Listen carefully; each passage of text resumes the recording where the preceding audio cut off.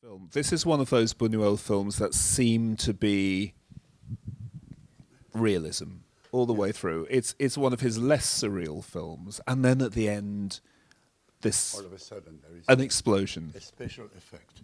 Yeah, yes, it is true, but it never came up to us that we could make this film in another way than realistically. The only great difference is that the book by Octave Mirbeau was written by the end of the 19th century and published at that time. So the story of the book takes place when Buñuel was a baby, was born. So the main decision and the first decision he made was to make the film closer to us. And in order to protect an image that he had of his childhood, like a paradise. He didn't want to touch to the period of the 1990, let's say 1900, because he was young at that time, was living in Spain, and to him, for his whole life, when he was speaking about that period, it was really a sort of golden age.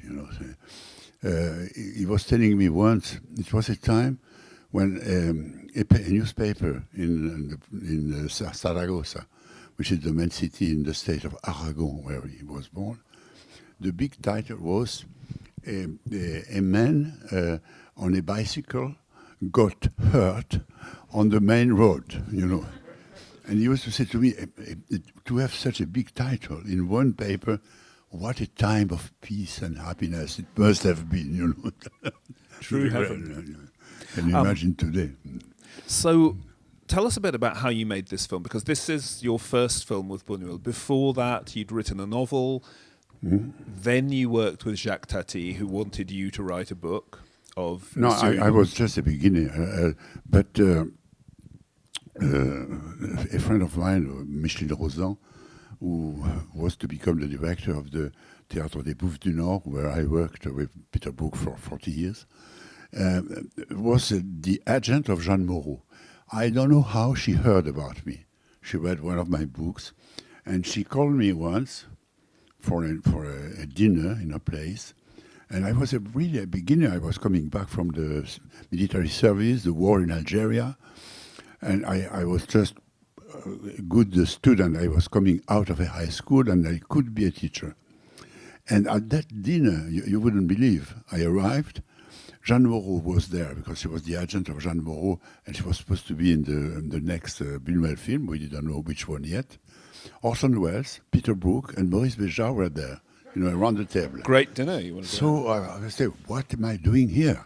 Well, and with Peter Brook, we were to work for 40 years together. We're still working together. He's 91, soon, next spring. Tell you a secret, he was born the day of spring, 21 of March, which is a good sign. So Buñuel was there, not at the dinner, and she knew the producer, and the producer told her, we are looking for a young French screenwriter able to write in correct French and knowing the French country. I am from most of the French from the countryside, and I write more or less French.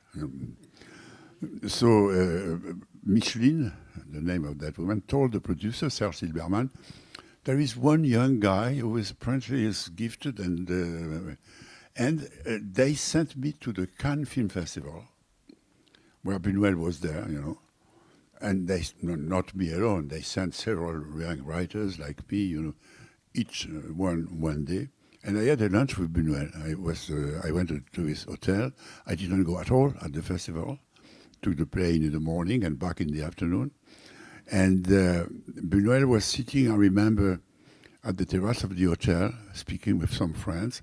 At 1 o'clock, punctually, he got up, said goodbye, and went to me. Are you Mr. Carrière? Yes. How are you? First, and let's go to the dining room and let's have a lunch. And I was extremely, intimidated. You can imagine being for the first time alone with Buñuel. And the first question was looking at me like this, do you drink wine? So I said, not only, which is the truth, not only I drink wine, but I am from a winemaker family. Oh, he said, that was really a good point. He said later, if you had been, an useless writer, at least we could have talked about wines. And then we start having a lunch, just the two of us. And he asked me, of course, who I was and what I had done. I had done very little, 3 years in the military service and high school, which didn't interest him at all. But in what I had done, there were two things. I had made 2 short films with Pierre Etex in the tradition of the slapstick, the American slapstick, And one of them had won the Academy Award, the Oscar, I was so innocent when I arrived to the office. The producer was jumping out of joy and saying, we got the Oscar, we got the Oscar. And I said, what's the Oscar? I didn't know yet. So the fact that nobody realized that the 10 great years of the American slapstick, the 20s, are strictly corresponding to the best 10 years of the surrealism. It's not by chance, it's not a hazard, that on one side of the Atlantic Ocean, the surrealism, and on the other side, the slapstick. And there are many, many relations between the two movements. The surrealists loved slapstick. They loved silent comedy. In the first number, the first issue of the review, the famous review, La Révolution Surréaliste, there is a photography of Buster Keaton. And Buñuel himself, I didn't know at that time, had written some articles about Keaton. One of the articles was beginning by, the films of Buster Keaton are beautiful like bathrooms. Like? C'est salles de bain. No, like bathrooms. Right. Yeah, I can see that. No, we can imagine, So that was a first common point, and the second was that I had written the commentary of a documentary about the sexual life of animals. And what I didn't know, the first, when he was a student, Buñuel was studying, the animals, especially the insects, And it was until the end of his life, he was able to say in Latin the name of any insect we would meet. So there was another point of, going together. We had, at least we had some, or at least 2 things to talk about. Yeah. Now, you adapted several novels with him. Belle de Jour was a novel. That Obscure Object of Desire also started as a novel. But when Buñuel worked with novels, was there ever the idea to be faithful to the novel, or was the novel always an object which you had to transform or use as an excuse for something else? Anyway, it is absolutely clear that we have to transform. We are not going to screen the book, for 2 hours looking at the book. No, this would be interesting experience, but with a voiceover. And of course we knew that, but I didn't know at all what I knew the book. I had read the book, of course. I knew it was a question of Octave Mirbeau. But the question was not a question of being faithful to the book or to the theater play. The question always, not only for Buñuel, the question is to make a film. It means to change completely from one language to another one, from the language of literature to the language of cinema, which is even more complex than the language of theater and literature. And you have to know this language if you want to write scripts and to become a screenwriter or a director. So being faithful to a novel has really no meaning. Faithful to what? To the action, to the writing, to the style? No. If we adapt a novel or a play like Cyrano de Bergerac, it's because we find in that novel possibilities of scenes between characters, different, and scenes being acted by actors. You know, to go. It's possible to go from one language to the other one. You know, it is possible, keeping more or less the same structure of the story. It's not a question of being faithful. We have to make a film. That's all. You know, that's the main point. And it was the same for the last film and for A Belle de Jour. Something you say in your book, The Secret Language of Cinema, you say the film only starts to exist the moment the script disappears. Yes, the script is a very strange object because it is a very brief existence. At the end of the shooting, we find the scripts in the garbage. You know, they're dead. They have become films, good or bad. That depends, you know. But the fact that a script is a written object doesn't count at all. I mean, it's just convenient to make the film, to remember what they have to do, what they have to say. You know, it's very rare to publish a script. It happened to me only twice. You know, because it's difficult to read. You have to know the cinema techniques more or less to read a script. And when the film is over, the script has no utility anymore. So you throw it away. Yeah. Now there are some collectors of films already, of scripts already made into films, and with some notes, you know, by the hand of Frieslang, and some of them are very valuable. I have some by Buñuel, with Buñuel notes. But the question is going really to make: is it possible to make a film out of this book? The book by Birmo tells the story of a maid, of a chambermaid, who goes from one place to another one. She has about 10 different, directors, I mean, patrons. So it was very difficult. It could have looked like a film, a sketch, you know, different sketches. So our first decision during that lunch, and we had both and the same idea, which was obvious, was to put several characters in the same family, to make them the same family, like to make the man with the boots, you know, the maniatic, the father of the lady of the house, you know, just to put the things, not to be to take a train every time to go from one place to the other one, and to keep the same characters from beginning to end. Yeah. So that was the main decision, the first one. But it's absolutely natural. What's very strange watching this film is it feels like a very cynical film in a way, because all the possibilities are so terrible. There's a murder mystery which is never really solved, but we think we know the answer anyway. Mm-hmm. And Celestine has the choice between these terrible men. It's really interesting, the version that Benoît Jacot made of this film earlier this year.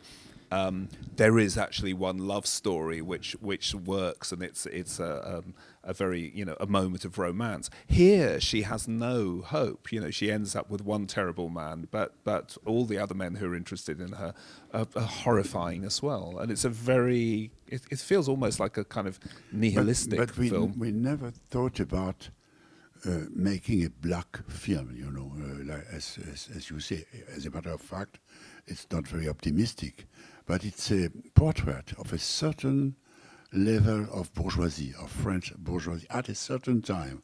The relations between the masters and the servants are not the same today at all. You know, they changed. They were not the same in the 19th century. That's a rest of the past, you know. And the more we went, it was against our own will. We didn't decide to make the film black and anti-bourgeois or whatever at all. We wanted to write interesting scenes, but the more we went, the more we looked at the film and the script, we thought that the film was like how do you say in English, marécage, like a swamp, you know, like a swamp with emerging some faces here and there. You know, that's the idea I have of the film now is the idea of a swamp. Yeah, really, and but not trying to be more black than the black. You know, the reality. at all. It was trying to be interesting all the time. What's going to happen? How are the relations between the people, and how do they? Is there a possible evolution? You know, and also how the characters that play Michel Piccoli is the image of desolation, of unhappiness. There is absolutely nothing in his life. He can't even make love to the other maid. You know, he tried everything possible to get out, and he lives in a totally closed on itself world. You know, that was, yes, decided from the very beginning, but that was already in the book. Yeah. So all the films that you and Buñuel made together, did you ever, over time, find echoes of the films you made before? Yeah. Did you feel, for example, when you were making That Obscure Object of Desire, did you ever think, oh, the Fernando Rey character, he's quite similar to the fetishist in this film, or he's quite similar to the Michel Piccoli character? I don't think we never. I think we never talked about it. Maybe secretly we thought about it, but who can remember all the thoughts he had in his life? Nobody. If not, I would invent. You know, I would and lie, of course. No, it was. I remember. I give you one example. We had to write a boring scene in the dining room. The scenes in the dining room, by definitions, are always boring. You know, people are sitting, you know, and they have to talk and say something to make the story go ahead. So we were looking for what could happen interesting in that scene. And all of a sudden, Buñuel said the lady could take a little piece of bread, and the camera follows her hand, and there is a wild boar there on the ground, and he is eating the bread. In other words, they have a wild boar in the house. A boar? Boar, yeah, wild boar. If you know, yeah. And I said, yes, I liked it. At the first time he told me that, I said, yes, I liked it. It's very funny, the idea that this little bourgeoisie family is living with a wild boar, you know. And then after maybe 2 minutes, he told me, but you are so stupid. You know, yeah. Why? I said, you don't understand. Put yourself in the seats of the spectator. If you do that, you know, everybody is going to wonder, when are we going to see the wild boar again? And the characters lose any interest. You know, they are only interested in the wild boar. And then the film becomes the wild boar story. You know, so forget about it. And he forgot about his own idea. You know, just to give you an example, I remember it's a way of working. He can go the other way sometimes. You know, sometimes at the beginning I didn't dare of criticizing the ideas of Buñuel. You know, Buñuel says something to you, we are not going to go more. No, you know. So he sent me Serge Silberman, the producer from Paris. We had a dinner together without Buñuel, which was very rare. And the producer told me he's very happy working with you. He said to me, Jean-Claude is a very good, very hard worker, you know. But Serge told me, you must tell him no from time to time. I was a Mr. Yes. Without realizing I was working with Buñuel.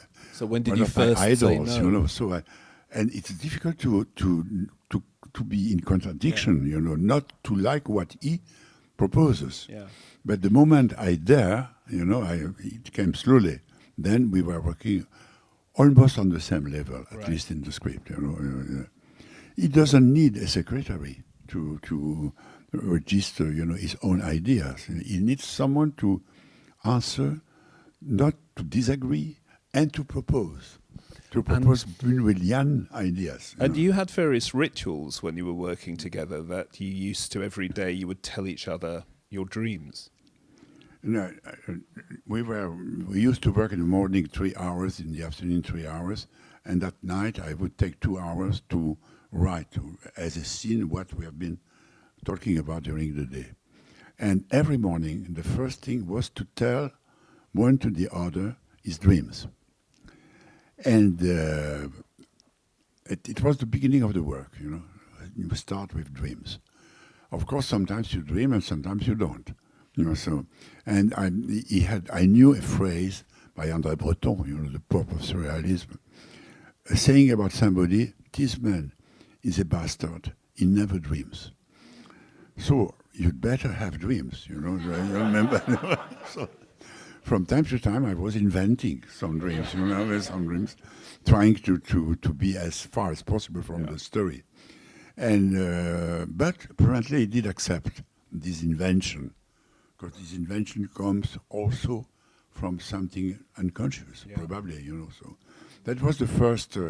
The second was to look at the work of the day before, to read again what I had typed on the typing machine, and to discuss what we had done yesterday, and then to go to keep going.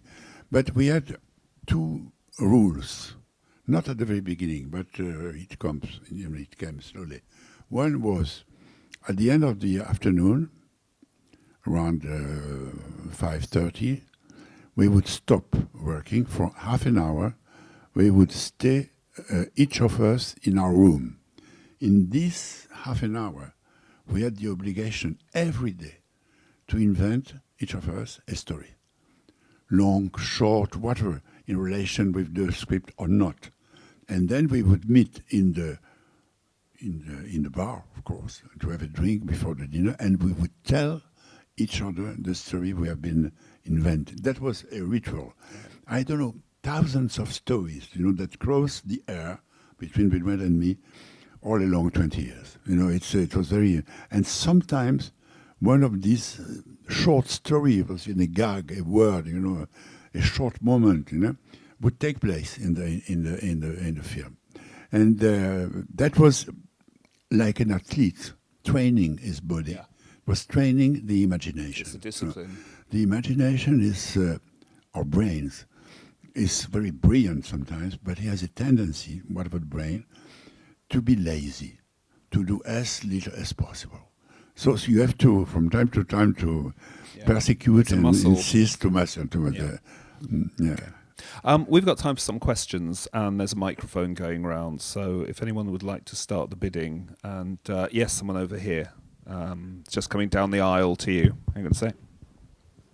Yep, go ahead. Hello, good evening. It's lovely to hear you speak. Thank you. I wanted to ask you about how much the script that you wrote was the script that was shot in terms of the dialogue, and also a little bit about how it worked with the actors, because the scenes there were very... I mean, the scenes were all acted. They were all acted so wonderfully and timed almost, very precisely. And so I was wondering about that. So, first of all, Benoit and together we were working on the film, writing 4, 5, sometimes 6 different versions of the same script until we were totally satisfied. Doesn't mean that the script was good, but we couldn't go any further. So that means that for the shooting, Benoit never changed, never improvise. He had no time. He was shooting very rapidly and very faithful to the script. So the script has to be as precise, as complete as possible. That was the only, and he never. He asked me not to put any technical words in the script. Never see the word camera. You describe the action, but the director himself does the rest. Does the rest of the technical work.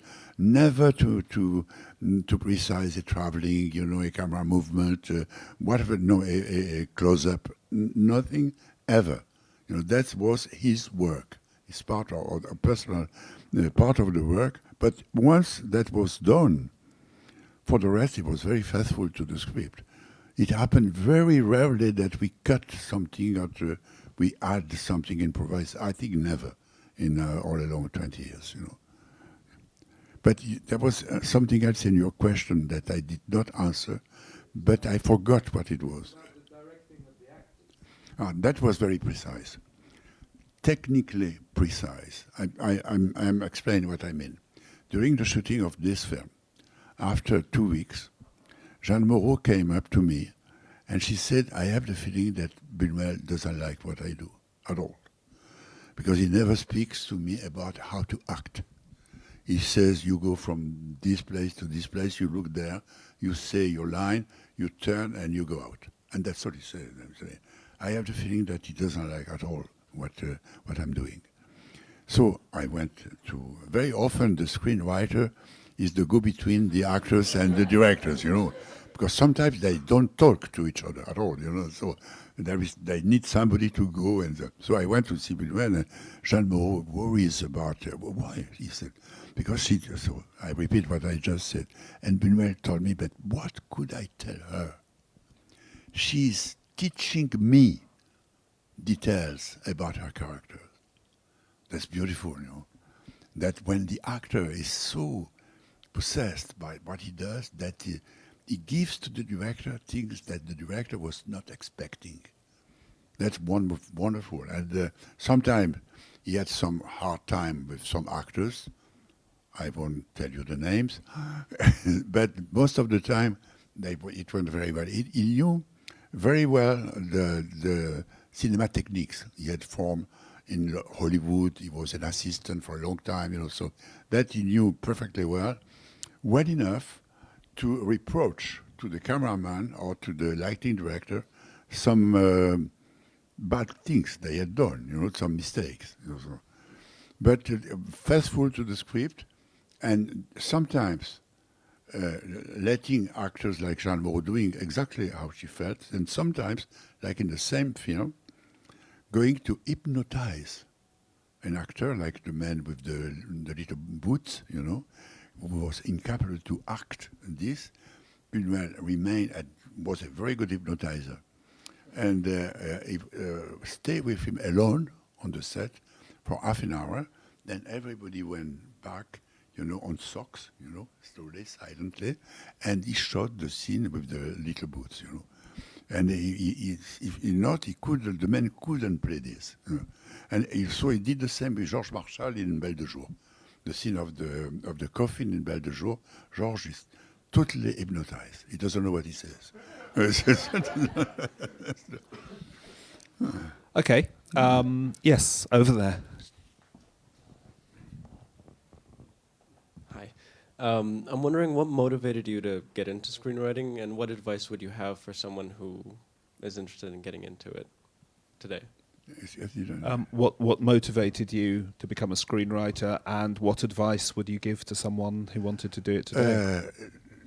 One of the main decisions of my life was not to be a director, not to be a film director. I was attracted.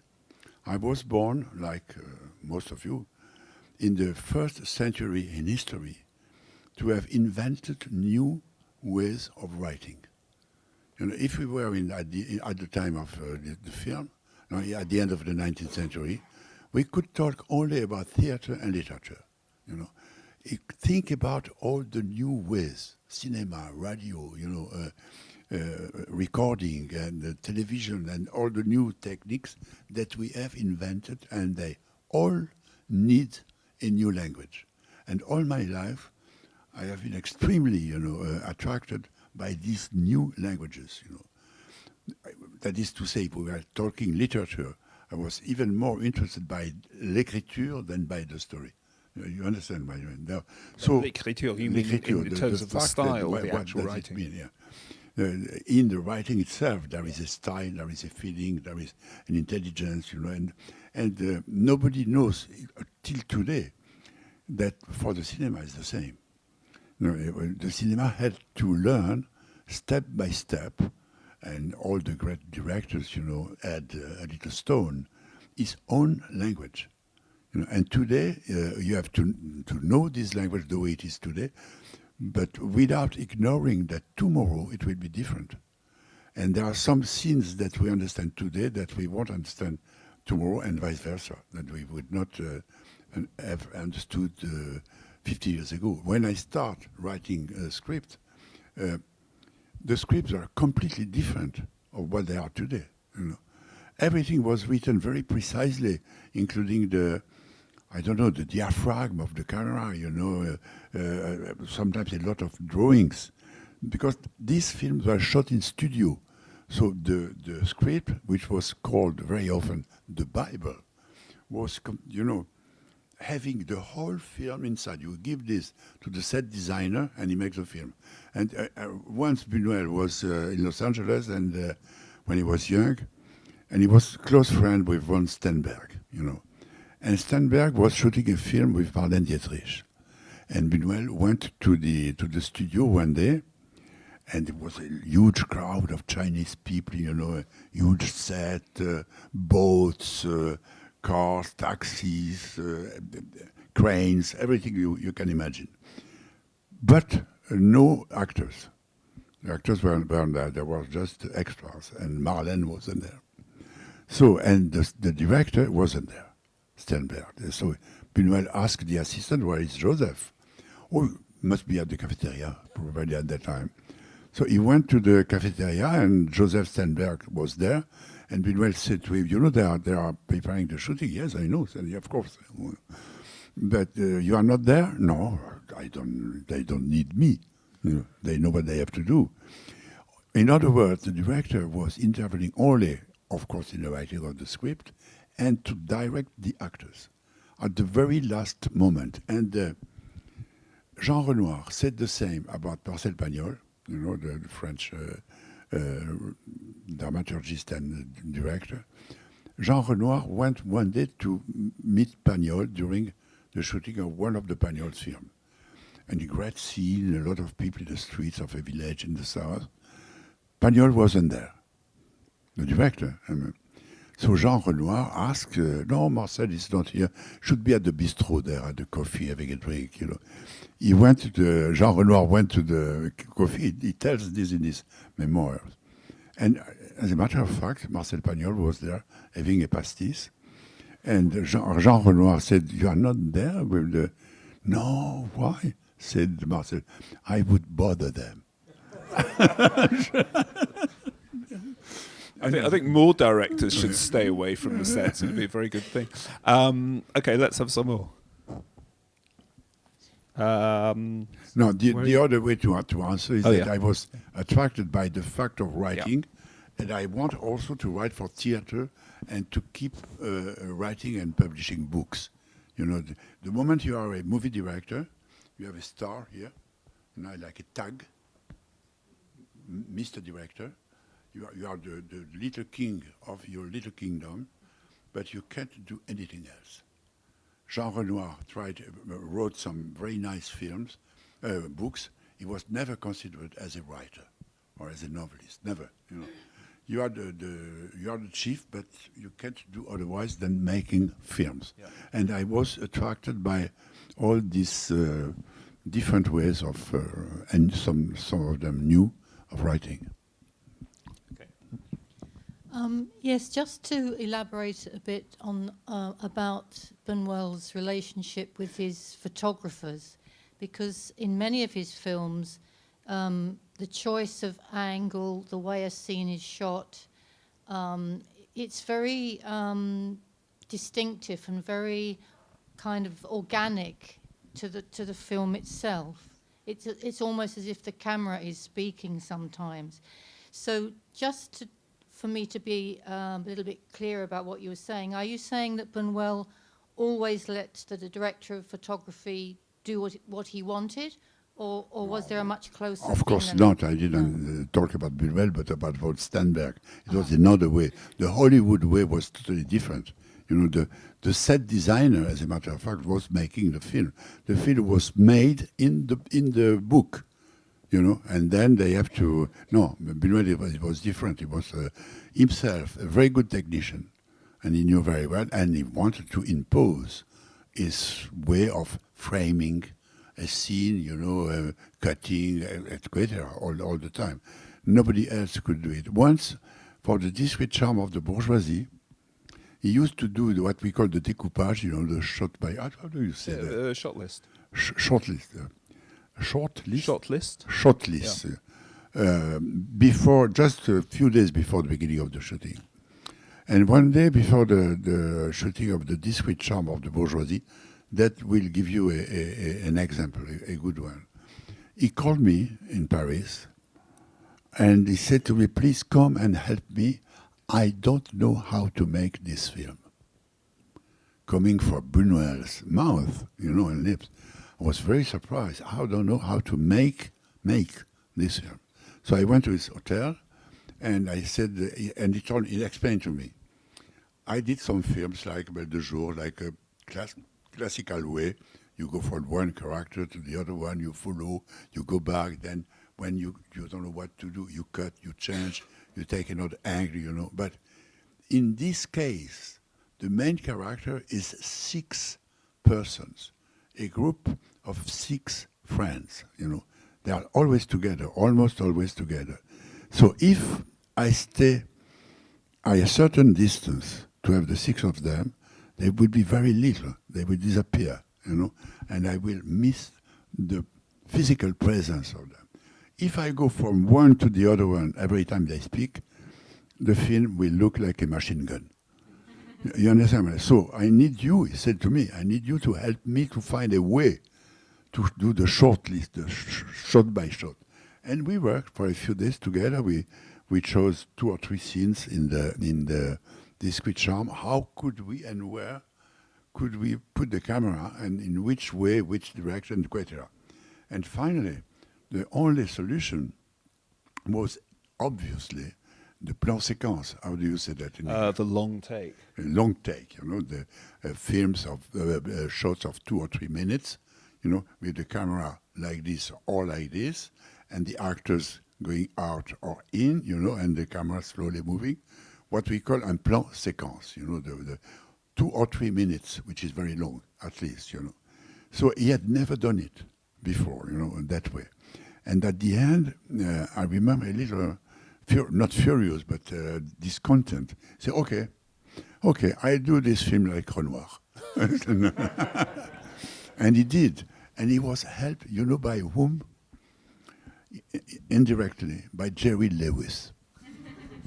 Because he never used, what we call the relay, the TV next to the camera that the monitors. Yes, allows you. Which Jerry Lewis actually invented. Yeah. He was the first person. And to Jerry introduce Lewis that. was in the same time acting and directing, so he needed to see immediately what he had done to correct himself. So, due to Jerry Lewis, who sent us how to use the material, Buñuel for the first time. The Discreet Charm was, and all the other film after this one, the 2 others, was using this method, and he liked it very much.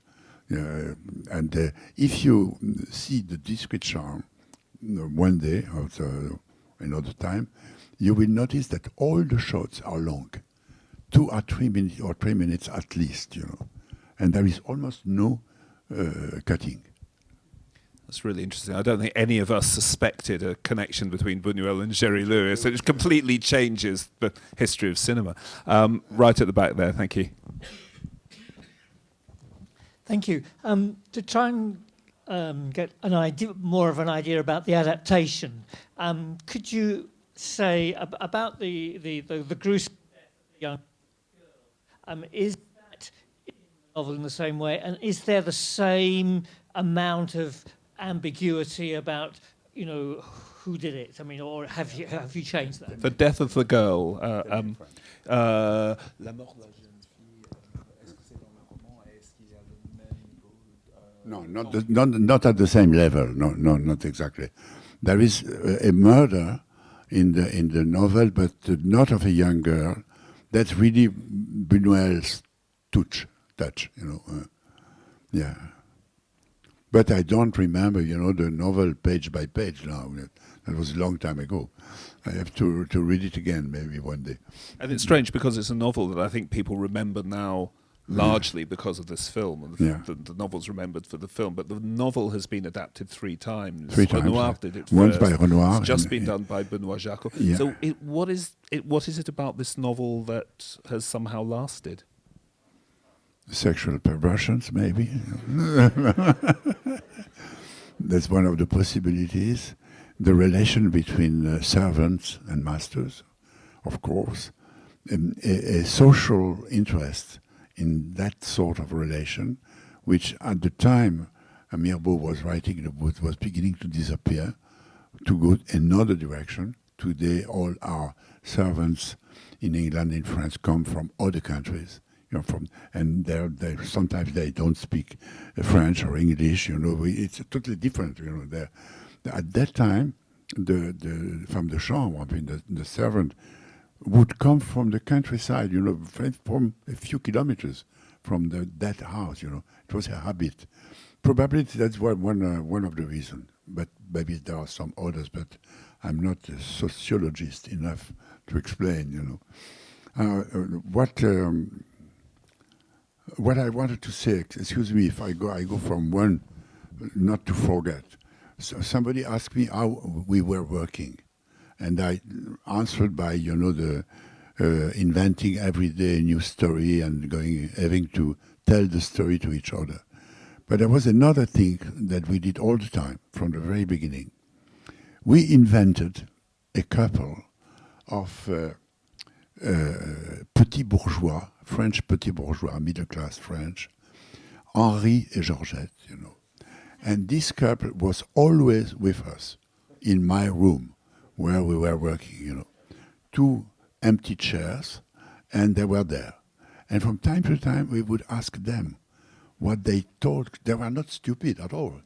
Anyway, they had come to see a Buñuel film. And our only purpose was to keep them in the theater until the end of the film, If they are going to leave, very bad for us, So Henri and Georgette were always there, and I would, for instance, ask, what do you think of this, Georgette? All right, okay, so, and so on. And I remember sometimes, a few times, I'm proposing an idea. Without answering, Buñuel gets up, takes all his papers, files, pens, and goes to the door, walks to the door, and says to the empty chair, "Come, Georgette, come along." This film is not for us. and then he would go out of my room, and then he would come back. But it was, the fact that we have the invisible presence of two possible spectators was extremely interesting to us. If I wanted to say something to Buñuel or Louis to me, passing through Henri and Georgette was very useful, very useful. Okay, you had one and then you had one. Yes, I'm very. Have you got the microphone? Hang on a sec. Yeah. I'm very interested in Buñuel's use of music, and I'm very intrigued at the lack of music in this film. I think the music box is the only music that I can recall. And the first time I saw this film, I never noticed that there was no music, and I was wondering whether that ever came up in your discussions with Buñuel. So in the first films he made, Un Chien Andalou, for instance, there is a lot of music. And the film was very known to mix a tango with Wagner, if you remember. And again, in the two short films he made after that. Then he became deaf. He was in the surrealistic group, he was the only one to know something about music. He was extremely interested in classical music, going to concerts to Saragossa, some other cities, and preparing himself, months before to listen to this concert or to this symphony. But when he lost his hearing, then he decided not to put any more music in the film. That's the reason, except when, like in Tristana, when Catherine Deneuve is playing the piano, except the piece of Brahms that she's particularly playing, at that moment. But the music as an illustration disappeared completely until the end. Yeah. But he still did very strange things with sound, because in this film there's a moment where you hear a train and there's no train. There was a sort of if you notice at what we call the titles at the end, Buñuel was deaf, and it's a secret joke. You have special sonore sound effects with Buñuel. Because he said, if I hear this, everybody will. Thank you very much. Yeah, yes, please. I was interested by what you said earlier. Excuse me, just to add that he was very sad of it, that he had lost, his possibility. Because he was in the surrealistic group, disliked all classical music. He was the only one, to... Yeah, absolutely. He wanted. So that was something that happened to him when he was 40, 45, and it was very sad of it, that's all. Excuse me. That's all right. I was interested by what you said about the fact that the novel is quite episodic, but you chose to make it more of a straightforward narrative. And then, of course, you've got Discreet Charm of the Bourgeoisie and Phantom of Liberty, which are themselves incredibly episodic. And I was wondering if there was a kind of conscious shift, because obviously there was an amount of time between Diary of a Chambermaid and Discreet Charm, but the kind of move towards more episodic set piece type films. I was wondering whether there was a special approach to that, whether they just emerged, or whether there was a kind of dissolution of narrative that was intended. There was nothing theoretical, everything was practical. We never thought about theory, about it should be like this because if the film, there is one technical reason that I already talked about, the Discreet Charm of the Bourgeoisie, to go to the plan séquence, to change his way of working. For the rest, he was trying to, like everybody does, trying to adapt himself to his own idea of storytelling, plus all the obscurity around, without losing the possibility from time to time to be obscure, to be dark, the way we all are. There are some moments I don't understand why I do this, why I'm answering you this, I don't know. There is some obscurity. We all have an obscurity inside ourselves. We know it, and he knew it, of course, very well. And he wants all the time to leave to the Henri et Georgette the place to adapt their own zone of obscurity to his. You understand? To share not only the light, what is clear in a story, what is very, very easy to explicit, with what is impossible to explain. That was more or less so there is no general theory. We are adapting, every time the form of the story of the script to what we wanted to tell or to keep quiet, or to hide. I think we have time for one more. So if we have like time to, for 10 more. Yeah. Well, we'll make a compromise. We'll go for 2 more. So first of all, please.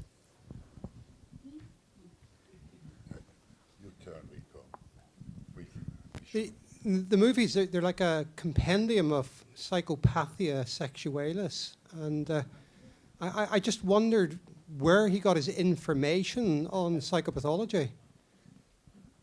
He had 2 nephews, psychoanalysts, and so probably he asked them, and he was extremely interested. Don't forget, it was the time of Freud books, and all the surrealistic was very close to this,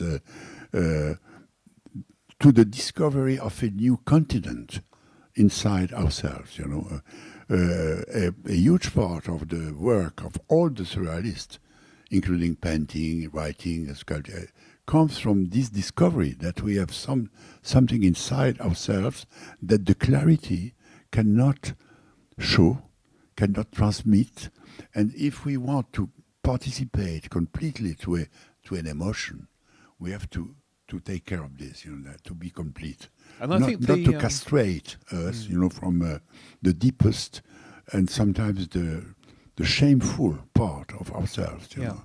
And I think the Surrealists did actually have sort of discussion groups and workshops about sexuality. We will know soon, because there is a lot of letters between André Breton and Freud that have to be published 50 years after the death of André Breton. So we'll see. Let's wait. And did you have a question you're about to ask? Until it's next year.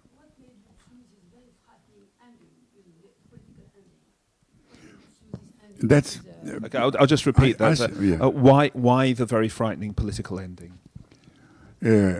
As you notice, in the whole film, there is a lot of allusion to the anti-Semitism from the period of when Octave Mirbeau wrote, and also from the 30s, and when he talks, about the Jews, and at the end, I suppose, and I'm supposing that Buñuel and I, we wanted not to forget this aspect of the film, that there is this little bourgeoisie was not voting communist at the time, at all. On the contrary, and the war, the Second World War, is coming over pretty soon, in another less than 10 years. They will kill each other.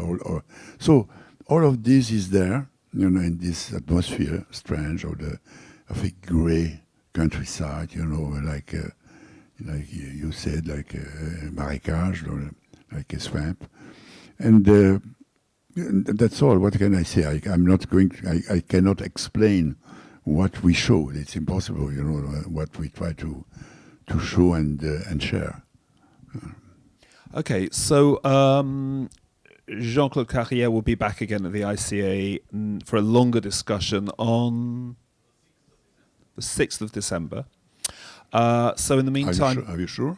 Well, he's sure, and I believe him. Oh, sorry. I come. I'll be here. Well, please do. We'd be very I'd like happy to listen see to him. Yeah. And I'd like to thank Henri and Georgette, who are here as well thank you tonight, so giving much. us their wise advice. Thank you. I'd like to thank you all very much for coming, and thank you very much. It's been a pleasure.